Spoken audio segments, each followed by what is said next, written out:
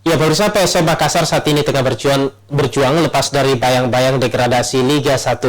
Mulai dari target juara hingga kini terancam turun kasta. Seperti apa perjuangan PSM musim ini? Berikut ulasannya untuk Anda.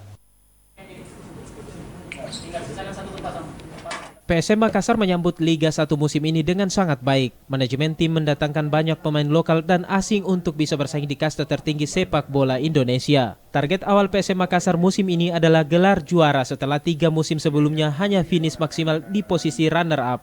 Untuk mewujudkan target tersebut, PSM mendatangkan pemain mahal seperti Anco Jansen yang punya nilai pasar tertinggi saat itu.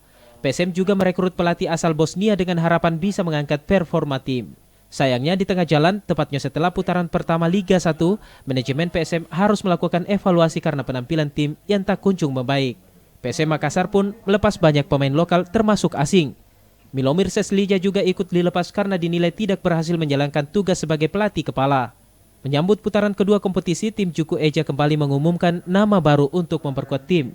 Banyak nama lokal dan beberapa pemain asing diperkenalkan. Pelatih berkebangsaan Belanda Job Gal diberi kepercayaan untuk menahkodai PSM hingga akhir musim ini. Namun, lagi-lagi di perjalanan performa tim, kebanggaan masyarakat Sulawesi Selatan itu tidak sesuai harapan.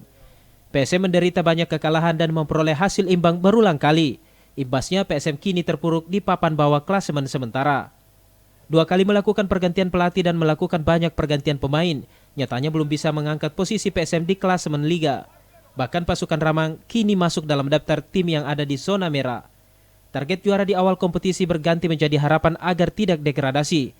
Banyak pihak khususnya supporter meminta agar PSM segera bangkit dan menang di 2 pertandingan terakhir. Wahyu Saputra, Celebes TV.